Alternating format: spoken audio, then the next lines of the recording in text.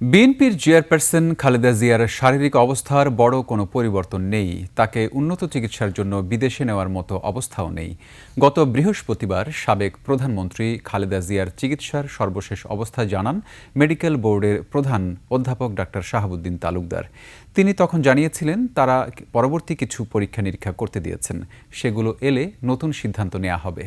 বিস্তারিত হাকিম মাহির রিপোর্টে।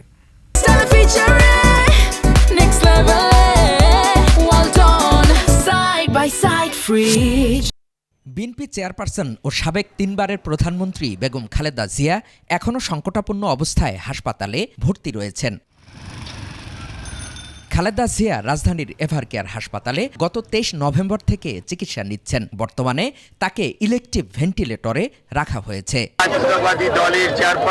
দেশি বিদেশি চিকিৎসকদের একটি দল অধ্যাপক ডাক্তার শাহাবুদ্দিন তালুকদারের নেতৃত্বে চিকিৎসা দিচ্ছেন। এরই মধ্যে এই দলে যুক্ত হয়েছেন বিএনপির ভারপ্রাপ্ত চেয়ারম্যান তারেক রহমানের স্ত্রী ডাক্তার জুবাইদা রহমান। তিনিও ডাক্তারদের পরামর্শ দিচ্ছেন। দিনের বেশিরভাগ সময় বেগম খালেদা জিয়ার পাশে থাকছেন তিনি।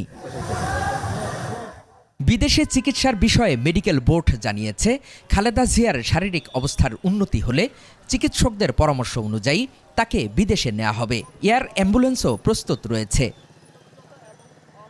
৮০ বছর বয়সী সাবেক প্রধানমন্ত্রী খালেদা জিয়া দীর্ঘদিন ধরে ডায়াবেটিসের পাশাপাশি কিডনি, লিভার, ফুসফুস, হৃদযন্ত্র ও চোখের সমস্যা সহ নানা জটিলতায় ভুগছেন। হাকিম মাহি, ২১ টেলিভিশন, ঢাকা।